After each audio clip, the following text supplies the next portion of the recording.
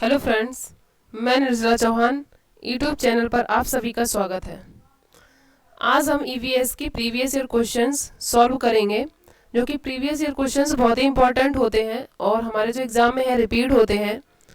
तो हम previous year questions solve करेंगे और आप लोग वीडियो को लाइक करें, शेयर करें और चैनल को सब्सक्राइब करें, बेल आइकन भी दबाएं जिससे आप लोगों के पास वीडियो का नोटिफिकेशन पहुंचता रहे। और आप लोग लाइक शेयर और सब्सक्राइब करेंगे तो मुझे भी मोटिवेशन मिलेगा, जिससे कि अच्छे से अच्छे प्रीवियस ईयर क्वेश्चंस और प्रैक्टिस सेट और वीडियोस ला पाएंगे। हम भी मोटिवेशन मिलेगा तो उससे हमें भी अच्छा लगेगा। तो हमारा जो क्वेश्चंस है वो है the name of the scientist who did experiments with the P plants and on the basis of observation concluded that the pea plants have some traits which come in pairs such as tall or short, yellow or green, rough or smooth, etc.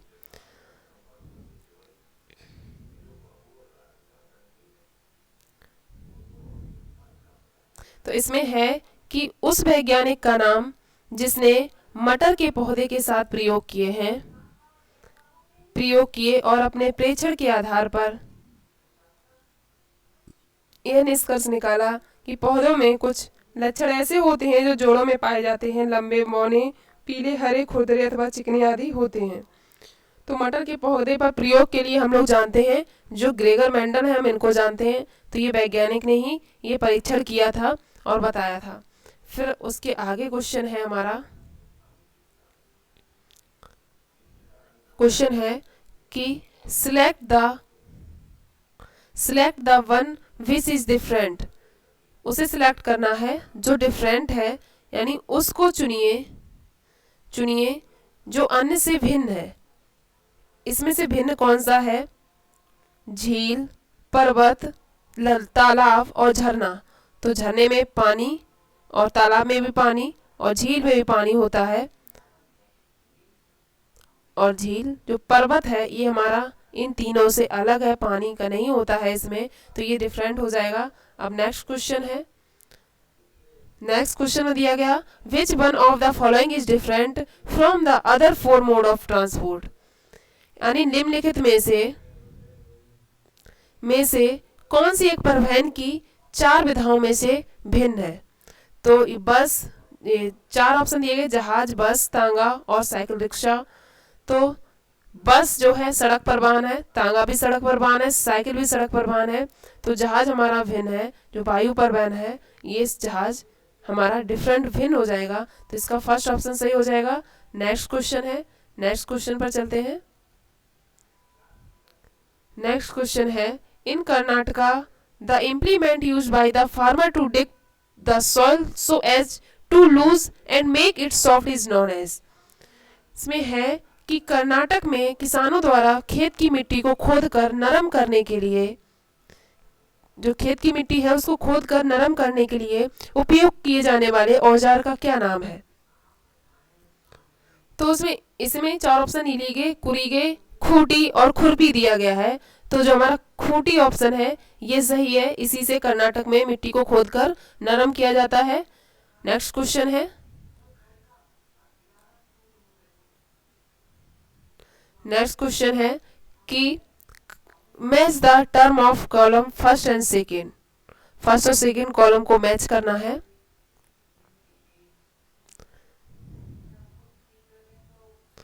इसमें दिया गया है कि जो सबसे पहले उल्लू दिया गया है, तो उल्लू के बारे में कौन सा सही है।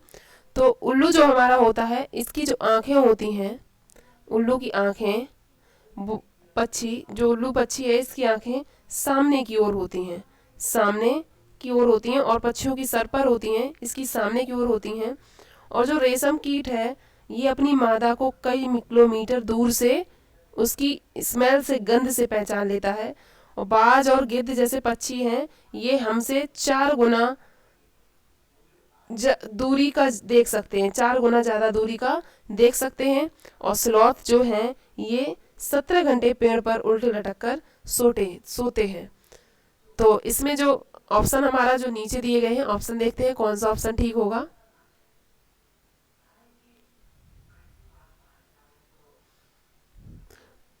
ऑप्शन ए पर था उल्लू।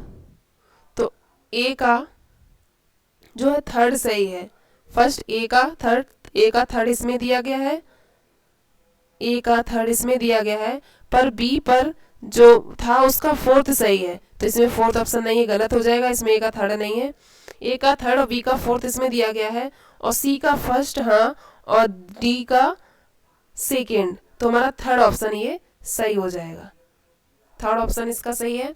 नेक्स्ट क्वेश्चन है, which of the following was bought of our country by the traders coming from South Africa. यानी निम्नलिखित में से किसे हमारे देश में आने वाले व्यापारी दक्षिण अफ्रीका से लेकर आए हैं। जो हमारे देश में आने वाले जो व्यापारी हैं वो ये जो हमें दी गई है चार ऑप्शन, गोभी,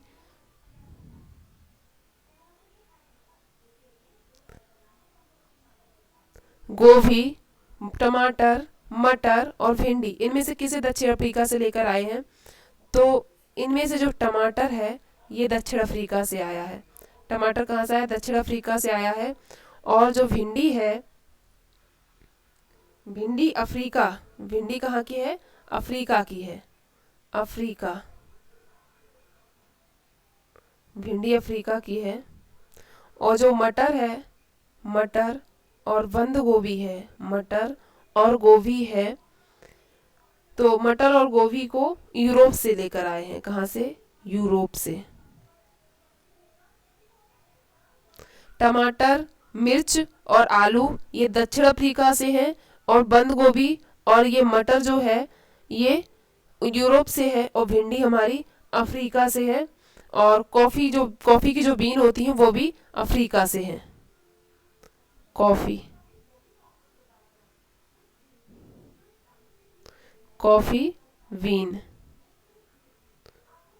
बीन ये भी अफ्रीका से हैं।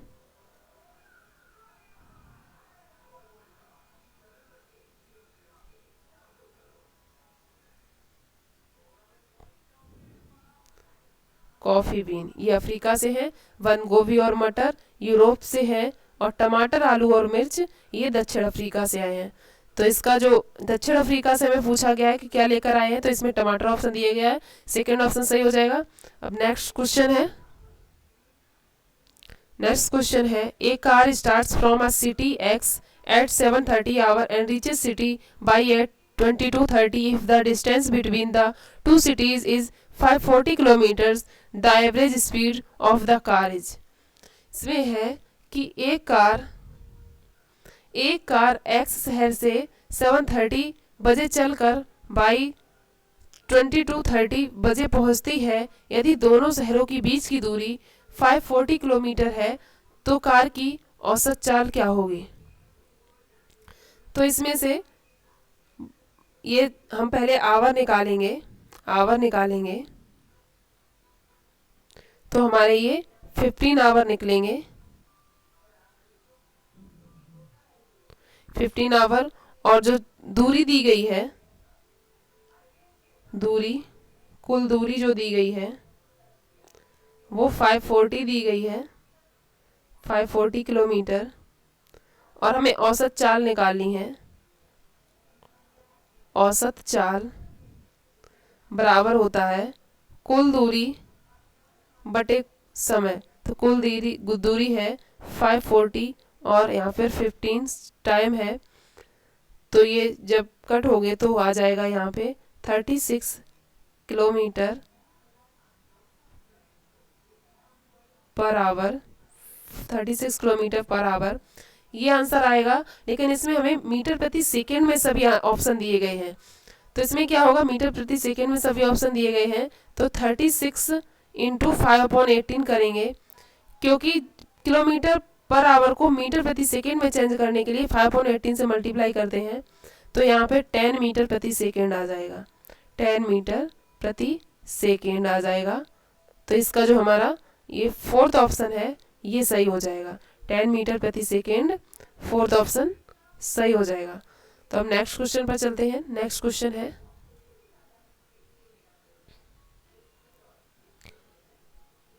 Consider the following statement about Honey बीज। इसमें कहा गया है कि मधुमक्खियों के बारे में नीचे दिए गए कथनों पर विचार कीजिए। मधुमक्खी के बारे में कथन दिए गए हैं। प्रत्येक छत्ते में एक रानी मक्खी होती है जो अंडे देती है, ये सही है। एक रानी मक्खी होती है जो अंडे देती है। एक छत्ते में केवल कुछ नर मक्खियां होती हैं, ये भी सही है। फिर नर मक्खियां छत्तों के लिए बहुत महत्वपूर्ण होती हैं, महत्वपूर्ण नहीं होती, ये गलत है। छत्ते में अधिकांश मक्खियां काम करने वाली होती हैं, हाँ ये सही है। नर मक्खियां शहद की फूलों को रस को एकत्रित करती हैं, ये भी गलत है। तो हमारा ए बी और डी सही है। तो इसका जो ऑप्शन है वो सही हो जाएगा। इसका जो ऑप्शन है वो सेकंड सही हो जाएगा, क्योंकि इसमें ए बी डी ऑप्शन दिए गए हैं, ए बी और डी ऑप्शन दिए गए हैं, तो सेकंड ऑप्शन सही हो जाएगा। अब नेक्स्ट क्वेश्चन है। नेक्स्ट क्वेश्चन है, a group of 3 Indian states having coasts of on the Arabian sea are. इसमें है हमारे देश के उन 3 राज्यों का समूह कौन सा है जिनके समुद्र तट अरब सागर पर है। अरब सागर पर जिसके समुद्र तट हैं वो क्या है? केरल, कर्नाटक, महाराष्ट्र, या गुजरात, महाराष्ट्र, तमिलनाडु, आंध्र प्रदेश, केरल, कर्नाटक, या गुजरात, महाराष्ट्र, पश्चिम बंगाल है। तो इसमें जो केरल, कर्नाटक, महाराष्ट्र हैं ये हमारे समुद्र तट अरब सागर पर हैं, तो इसका फर्स्ट ऑप्शन सही हो जाएगा। अब नेक्स्ट क्वेश्चन है। नेक्स्ट क्वेश्चन में दिया गया है कि in which of the following states union territory of the country the land of the forest for farming belongs to the whole village not to the separate people। यानी इसमें हमारे देश के किस राज्य केंद्र शासित देश प्रदेश में खेती के लिए जंगल की भूमि सारे ग्राम वासियों के लिए साझी होती है। जो भूमि होती है वहां पे किसी के एक के नाम पर इतनी या इतनी नहीं होती है, पूरे गांव वालों की साझे की होती है, अलग अलग परिवारों की नहीं होती है। तो कहाँ की कौन सा राज्य है जहाँ पर होती है? लद्दाख है, पुडुचेरी है, मिजोरम है या छत्तीसगढ़ है। तो हमारा जो मिजोरम है इनमें से वहाँ पर ऐसा होता है कि खेती मिक्स में होती है, सारे ग्रामवासियों की होती है, अलग अलग परिवारों की नहीं होती है। फिर नेक्स्ट क्वेश्चन है। नेक्स्ट क्वेश्चन है the main crop of Jharkhand is, यानी झारखंड की मुख्य फसल इनमें से क्या है? तो झारखंड की जो मुख्य फसल है, वैसे तो झारखंड की फसल गेहूं, मक्का, चावल ये सभी हैं, लेकिन जो मुख्य फसल है वो चावल है। झारखंड की जो मुख्य फसल है वो क्या है? वो चावल है। तो नेक्स्ट क्वेश्चन है अब,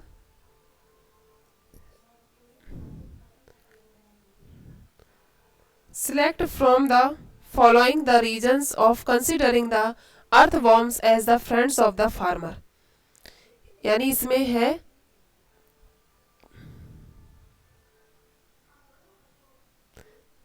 कि जो केचुओं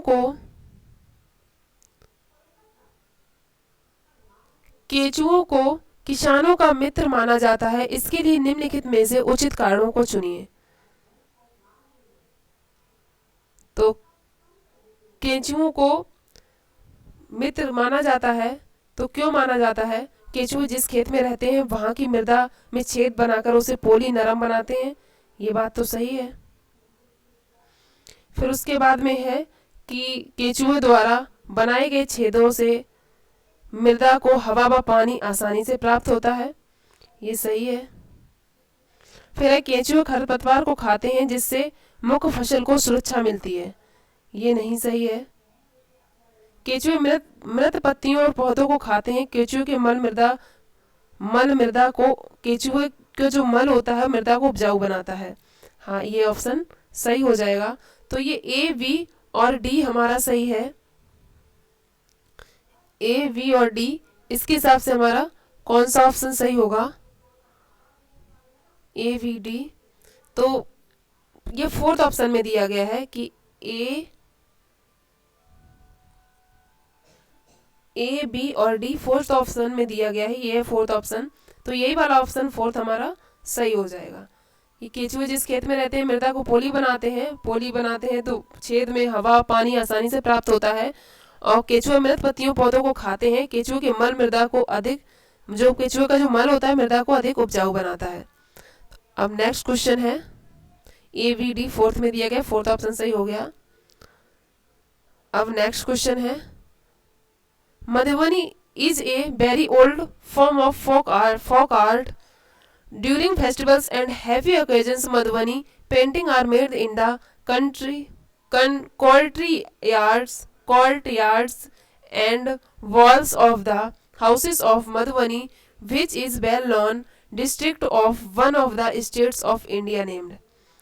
इसमें है कि जो मधुबनी चित्रकला है वो बहुत पुरानी है। त्योहार और खुशी के अवसरों पर मधुबनी घरों के आंगनों दीवारों पर मधुबनी चित्रकला के चित्र बनाए जाते हैं।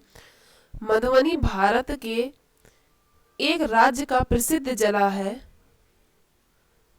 जिसका नाम है, जो मधुबनी है वो किस राज्य का प्रसिद्ध जिला है? मधुबनी किस राज्य का प्रसिद्ध जिला है? उत्तर प्रदेश का, उत्तराखंड का, पश्चिम बंगाल का या बिहार का? तो बिहार का जो मधुबनी है वो प्रसिद्ध जिला है। तो इसका हमारा फोर्थ ऑप्शन सही हो जाएगा, फोर्थ ऑप्शन सही। फिर नेक्स्ट क्वेश्चन है, आप लोग इन क्वेश्चनों को सॉल्व करो और फिर स्कोर भी बताना और लाइक शेयर कर दें। ये क्वेश्चन बहुत ही इंपॉर्टेंट है जिससे ये क्वेश्चन सभी के पास पहुंच जाए। फिर है नीचे दिए गए कथनों पर विचार कीजिए। नीचे दिए गए कथनों पर विचार कीजिए। महाराष्ट्र के लोगों को सहजन के फूलों के पकौड़े खाना अच्छा लगता है। तो महाराष्ट्र में सहजन के फूलों के पकौड़े खाए जाते हैं, ये पसंद है वहाँ पे। जम्मू और कश्मीर के लोग केले के फूलों की सब्जी पसंद करते हैं, जम्मू कश्मीर में नहीं करते हैं, केरल में करते हैं।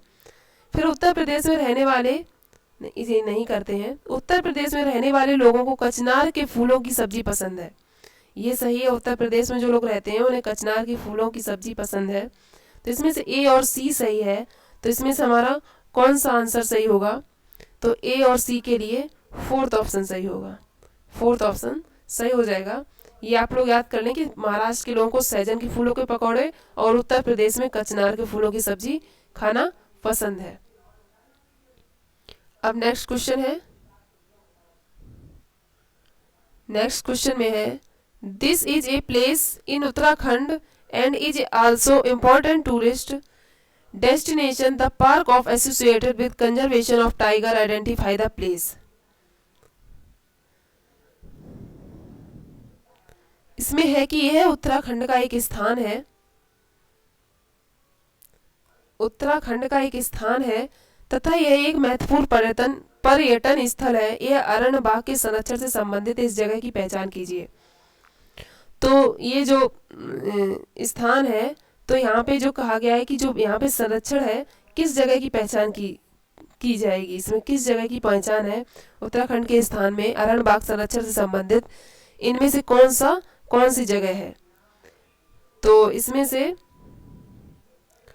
बक्सा पार्क है या दुधवा पार्क है या कार्बेट पार्क है या वाल्मीकि पार्क है? तो इसका जो थर्ड ऑप्शन सही हो जाएगा कि कार्बेट पार्क में बाघ संरक्षण संबंधित इसकी जगह की पहचान है, कार्बेट पार्क यहाँ पे सही हो जाएगा। बाद बाकी आज हमने शॉर्ट वीडियो में इनके सबके बारे में, सभी पार्क के बारे में लिखकर डाला है। तो ये जो हमारा वाल्मीकि पार्क है ये बिहार में है,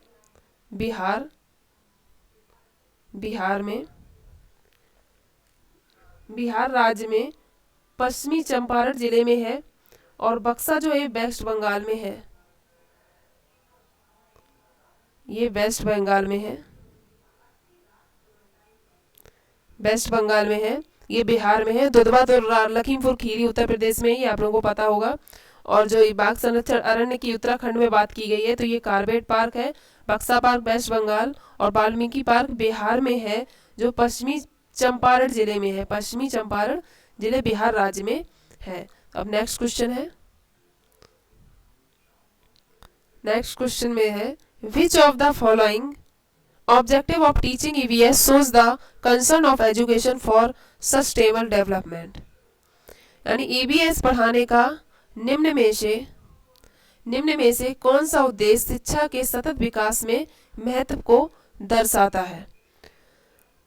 समानता, न्याय, शांति, तथा मानव के अधिकारों एवं मर्यादा के सम्मान के विषयों पर समालोचना करना, तकनीक एवं गुणात्मक कौशलों का विकास, बच्चे के अन्वेषण के क्रियाकलापों को लगाना या डिजाइन एवं संरचना के कौशलों पर बल देना। इसमें से हमें महत्व को दर्शाता है, सतत विकास के महत्व को। तो जो सबसे अच्छा ऑप्शन होगा उसमें टिक करेंगे, तुम्हारा फर्स्ट ऑप्शन सही हो जाएगा। समानता, न्याय, शांति तथा मानव के अधिकारों एवं मर्यादा के सम्मान के विषयों पर समालोचना करना बताता है। तो ये हमारा सबसे बेस्ट ऑप्शन है, ये हमारा इसका फर्स्ट ऑप्शन सही हो जाएगा। उसके बाद में नेक्स्ट क्वेश्चन,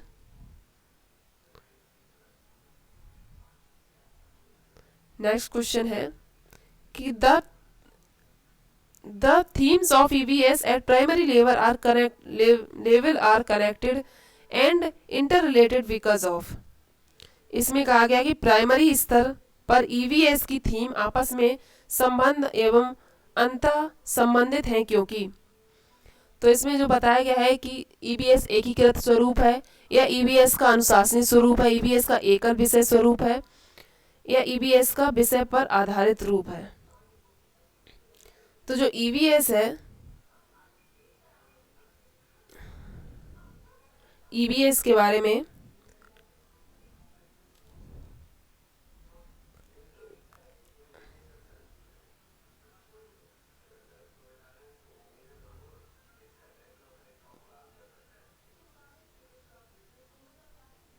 EVS के स्वरूप के बारे में कहा गया है कि एकीकृत, अनुशासनीय या एकल विषय के स्वरूप है या विषय पर। तो ये एकीकृत स्वरूप होता है, इसमें एकल दिया गया है, एकल नहीं, इसका EVS का एकीकृत स्वरूप होता है। तो इसका ये बताया भी गया है कि जो EVS है वो एकीकृत स्वरूप है, तो इसलिए हमारा इसका फर्स्ट ऑप्शन सही हो जाएगा। अब नेक्स्ट क्वेश्चन है,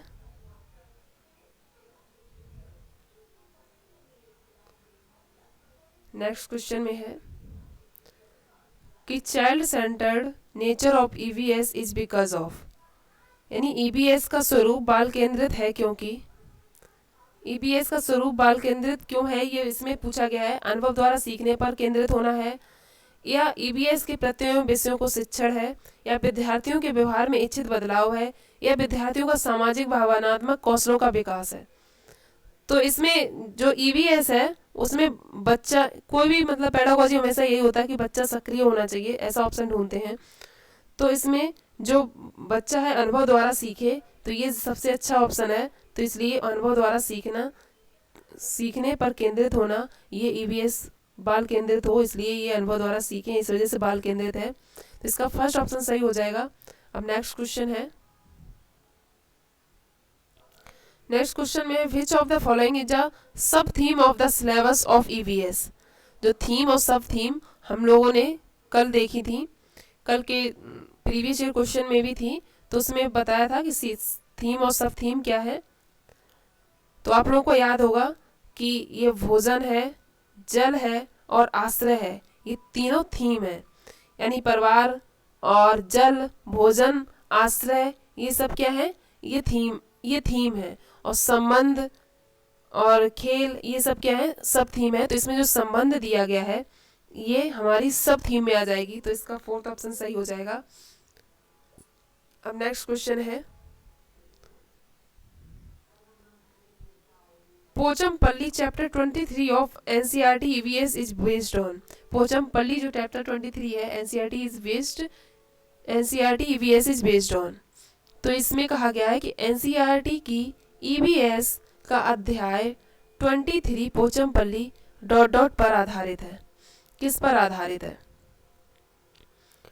तो वास्तविक स्थान या वास्तविक घटनाएं या वास्तविक लोग, उनके अनुभव या वास्तविक चित्र। तो पोचमपल्ली के बारे में किया गया है कि किस पर आधारित है, तो ये वास्तविक स्थान पर आधारित है। किस पर आधारित है? वास्तविक स्थान पर आधारित है। इसका फर्स्ट ऑप्शन सही हो जाएगा। नेक्स्ट क्वेश्चन है, यहाँ पर क्या होता है, ये लोग काम करते हैं कढ़ाई वगैरह का, कुछ खेल के सामान वगैरह। वो पोचमपल्ली में साड़ियों के लिए फेमस है, तो वहाँ पे कलमकारी वगैरह करते हैं। तो वास्तविक स्थान इसका ऑप्शन हो जाएगा। अब नेक्स्ट क्वेश्चन है, में है which of the following suggested activities will be suitable for the addressing the question from the theme food who produced the food we eat. इसमें कहा गया है कि निम्न में से क्रियाकलापों का सुझाव हमारे भोजन का उत्पादन कौन करता है। थीम खाद्य के प्रश्न को संबोधित करने के लिए उपयुक्त है।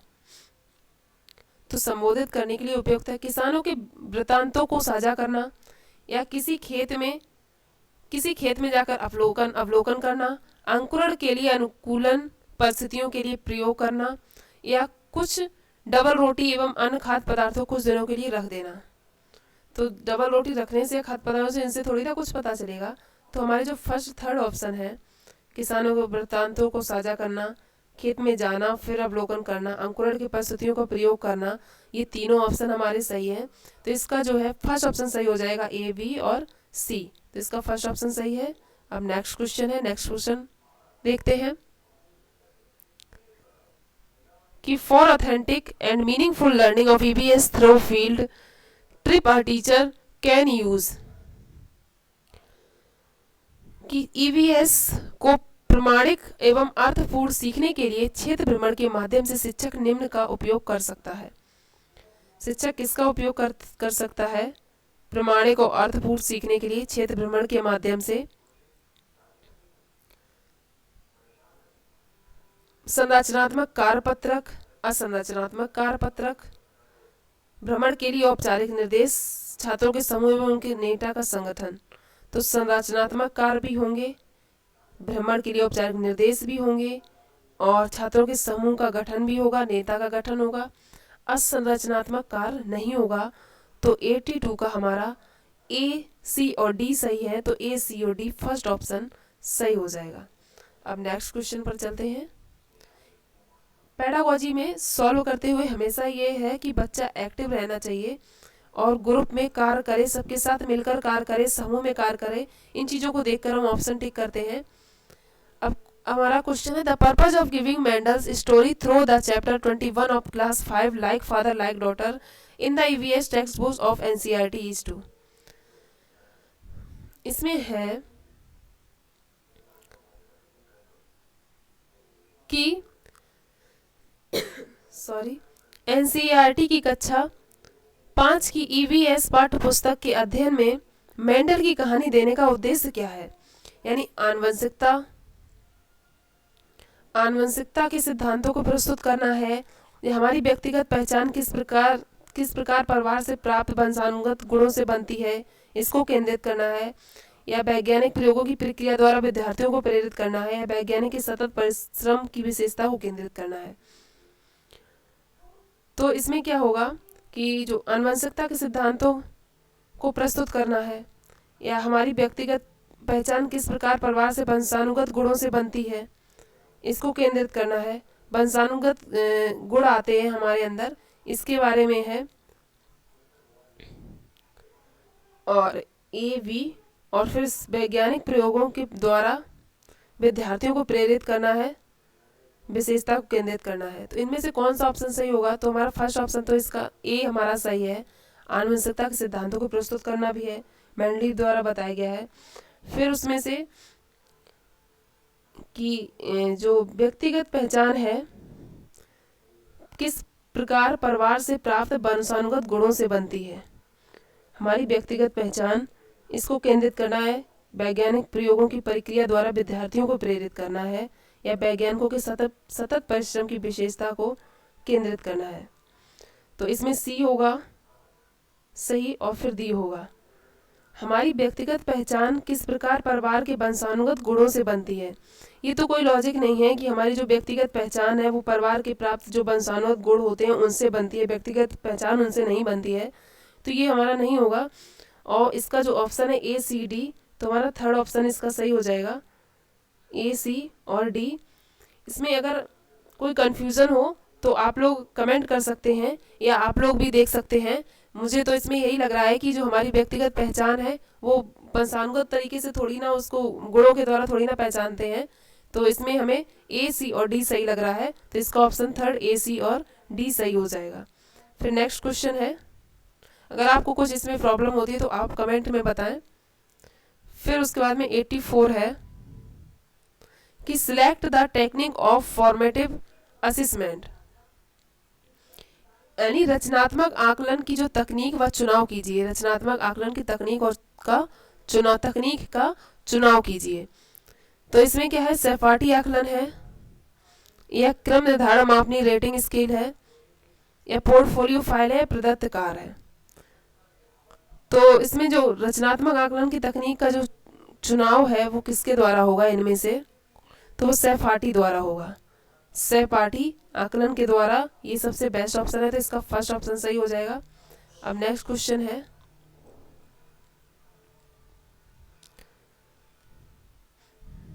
Which of the following tool is based on the technique of observation, यानी निम्न में से कौन सा उपकरण अवलोकन की तकनीक पर आधारित है।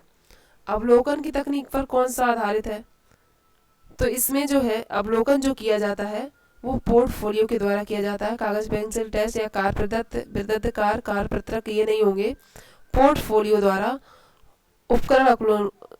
उपकरण अवलोकन की तकनीक पर आधारित है, वो पोर्टफोलियो है। तो इसका फोर्थ ऑप्शन सही हो जाएगा।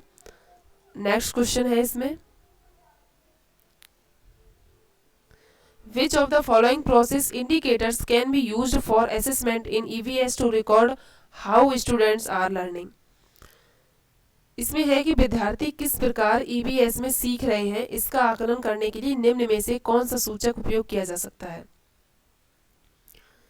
तो इसमें सबसे जो अच्छा ऑप्शन रहेगा, याद रटना ये नहीं होगा, ना प्रत्यायन होगा, बता देना तुरंत स्पष्ट कर देना नहीं होगा। जब वो विचार विमर्श करते हैं तो अच्छे से आकलन करते हैं, अच्छे से सीखते हैं, तो ये विचार विमर्श, इसका फर्स्ट ऑप्शन सही हो जाएगा। अब नेक्स्ट क्वेश्चन है, which is easy for a teacher in EVS classroom, teacher के लिए निम्नलिखित में से क्या पर्यावरण अध्ययन की कक्षा में शिक्षक के लिए आसान है। निम्नलिखित में से क्या पर्यावरण अध्ययन की कक्षा में शिक्षक के लिए आसान है। विद्यार्थियों के विचारों को महत्व देना, विद्यार्थियों को सूचना देना, या विद्यार्थियों को सीखने के अवसर प्रदान करना, विद्यार्थियों को व्यस्त रखना। तो जो शिक्षक के लिए इसमें आसान पूछा गया है कि शिक्षक के लिए आसान जो बताया गया वो विद्यार्थियों को सूचना देना, ये शिक्षक के लिए आसान है, उसके लिए बताया गया है। वैसे तो जो विद्यार्थियों को सीखने का अवसर देना ये अच्छे हैं, लेकिन विद्यार्थियों को जो शिक्षक के लिए आसान बताया गया वो विद्यार्थियों को सूचना देना है। अब नेक्स्ट क्वेश्चन है, Which is the effective resource for the learning of EVS, यानी निम्नलिखित में से क्या पर्यावरण अध्ययन के सीखने के प्रभावशाली संसाधन है, इनमें से कौन सा संसाधन प्रभावशाली है। तो कहानी और कविताएं जो बताई गई हैं, जो कल के क्वेश्चन में हमने भी कल के प्रीवियस ईयर प्रैक्टिस सेट में भी सॉल्व किया था, किस्से हैं या कारपत्रक है, मॉडल है या चार्ट है, तो सबसे ज़्यादा किस्से या कहानियाँ या कविताएं सबसे ज़्यादा महत्वपूर्ण है। तो इसका फर्स्ट ऑप्शन सही हो जाएगा। उसके बाद में नेक्स्ट क्वेश्चन है, नेक्स्ट क्वेश्चन है कि which one of the following will be liked by the students in EVS class, निम्नलिखित में से क्या पर्यावरण अध्ययन की कक्षा में विद्यार्थियों द्वारा पसंद किया जाएगा। तो जब पर्यावरण अध्ययन की कक्षा होती है, विद्यार्थियों द्वारा जो पसंद किया जाता है वो चित्रकला, शिल्पकला है, या एकलकार है, गृहकार आकलन है, यह पाठ का स्पष्ट सारांश है। तो चित्रकला से शिल्पकला बच्चों को अधिक पसंद आती है, तो इसका फर्स्ट ऑप्शन सही हो जाएगा। नेक्स्ट क्वेश्चन है कि in EVS class students get opportunities to, यानी पर्यावरण अध्ययन की कक्षा में विद्यार्थियों को अवसर मिलता है। पर्यावरण अध्ययन की जो कक्षा है उसमें विद्यार्थियों को अवसर मिलता है, तो किसका अवसर मिलता है ये पूछा गया है। प्रश्न पूछने का, परिभाषा सीखने का, अवधारणाओं को कथन देने का, वर्णन करने का। तो प्रश्न पूछने का अवसर मिलता है, तो इसका फर्स्ट ऑप्शन सही हो जाएगा। ये हमने 90 क्वेश्चन सॉल्व किए हैं। इनमें आपको अगर किसी क्वेश्चन में अगर प्रॉब्लम है तो आप कमेंट करके बता सकते हैं, और आप लोगों को इन क्वेश्चनों से बहुत हेल्प मिलेगी। आप लोग कमेंट करके बताएं कि कैसी वीडियो लगी, और लाइक करें, शेयर करें, चैनल को सब्सक्राइब करें और बेल आइकन भी दबाएं, जिससे मुझे भी मोटिवेशन मिलेगा और आप लोगों के लिए अच्छे से अच्छे प्रीवियस ईयर क्वेश्चंस और कंटेंट लेकर आएंगे। आप लोगों का बहुत बहुत धन्यवाद।